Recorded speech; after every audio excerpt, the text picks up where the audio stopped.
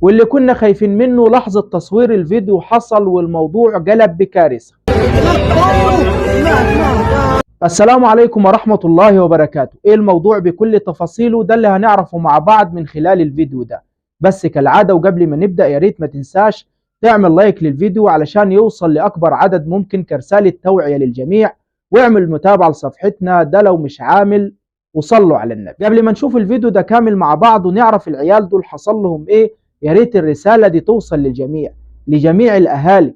أنا عارف كويس ان اللي بيحصل من الاولاد وهم بيسحبوا قصب من على الجرار ان ده مش احتياج، يعني مش اللي هو محتاج لعود القصب اللي هو هيسد جوعه او نفسه فيه او محروم منه، لا، انا عارف كويس انه بيعمل كده ظنا منه ان دي شطاره منه، وانه لما يجري ورا مقطوره القصب وينجح في تسحيب القصب بيحس ان ده انجاز. لكن مع الاسف الموضوع عكس كده خالص، ظاهرة سلبية ومش من سنة ولا اتنين، دي من زمان. يعني ما فيش محافظة من الصعيد او من الارياف الا وعانت من الحوادث اللي من النوع ده. مشهد بيتكرر كل سنة، مقطورة القصب او مقطورتين ورا بعض، والعيال تحاول تسحب قصب من مقطورة مليانة على اخرها، وجرار بيشدها بسرعة جدا وعلى الطريق السريع، وعربيات من كل حته، وهنا اي غلطة بتكون الاولى والاخيرة. وحوادث كتير حصلت للاسف بسبب الموضوع ده مع اختلاف الروايات.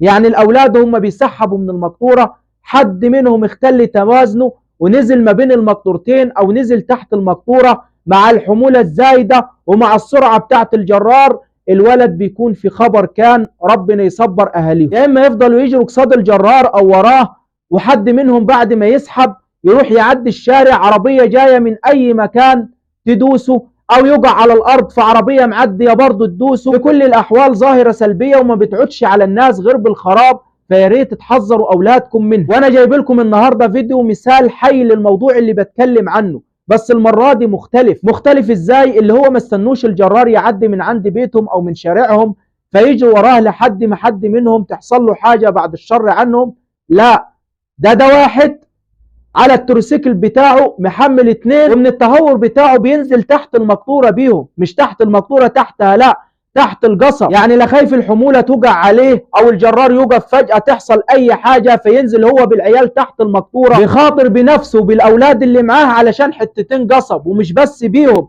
ده بالناس اللي وراهم، عربيات اللي هي ماشيه على الطريق، لان وارد يحصل حادث بسببهم. يعني بصوا معايا على الفيديو كده، وانا معرفش بصراحه اللي سايق التروسيكل شاب كبير ولا من سنه، حموله القصب وعلى طريق سريع وعربيات من كل حته، وده بالتروسيكل بيجري ورا الجرار وبينزل تحت القصب. طبعا الاولاد هنا مش واخدين بالهم من الطريق ولا من اللي حواليهم، مش مركزين غير انهم ازاي يسحبوا عواد القصب، وملهاش تفسير غير ان العيال دي متعلقه في الهواء، الجرار ماشي بسرعه والتروسيكل بيمشي وراه، واي غلطه منهم هيضيعوا وممكن بسهوله يضيعوا اللي حواليهم. الهدف من تصوير الفيديو في الاول كان توعيه الناس، اللي هو ايه اللي بيحصل ده، واللي بيحصل ده ما ينفعش، ويا جماعه الناس ممكن تحصل لها حاجه بسبب الموضوع ده، فجاه اللي كانوا خايفين منه حصل في الفيديو. ايوه بالظبط زي ما انتم شايفين كده، الاولاد هم بيشدوا في القصب توازنهم اختل، معرفش التروسيكل وقف مره واحده او جرار القصب زود في سرعته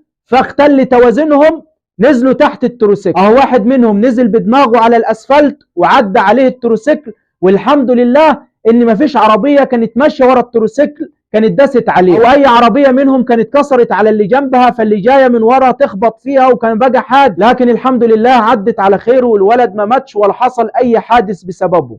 فيا ريت يا جماعه الناس اللي بتشوفني دلوقتي تعمل مشاركه للفيديو ده كرساله توعيه للجميع، وعوا اولادكم وعرفوهم ان كده خطر وان دي ظاهره سلبيه لابد من القضاء عليه. بس كده، اشوفكم على خير، والسلام عليكم ورحمه الله وبركاته.